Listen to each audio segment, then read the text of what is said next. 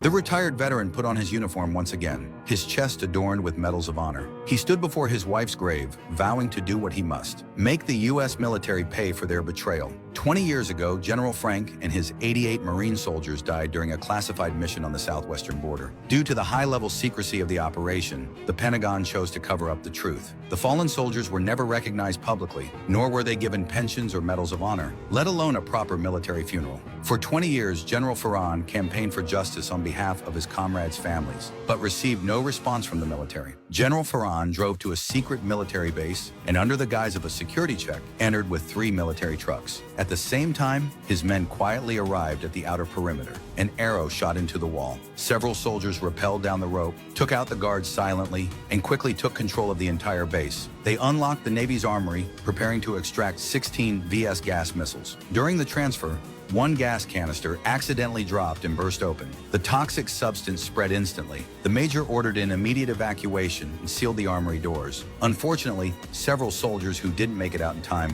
were consumed by the gas. Eventually, General Frank loaded 13 gas missiles onto a transport and arrived at Alcatraz Island, just 2.4 kilometers from San Francisco. 13 poison gas missiles were quickly deployed in various hidden corners of the island, ready to launch a deadly attack at any time. Once a prison for the most dangerous criminals, Alcatraz had become a popular tourist destination. A group of tourists was inside, experiencing the feeling of being locked up. The next second, General Farhan and his men took control of the cell. 81 tourists were held hostage. The general gathered his soldiers, including Vietnam War veterans, Gulf War veterans, and 2 newly recruited captains. He told them plainly, this mission would be labeled as treason. Failure meant execution. Their objective, use the missiles and hostages to demand $100 million in ransom from the Pentagon. If the mission succeeded, each of the 83 individuals present would receive $1 million.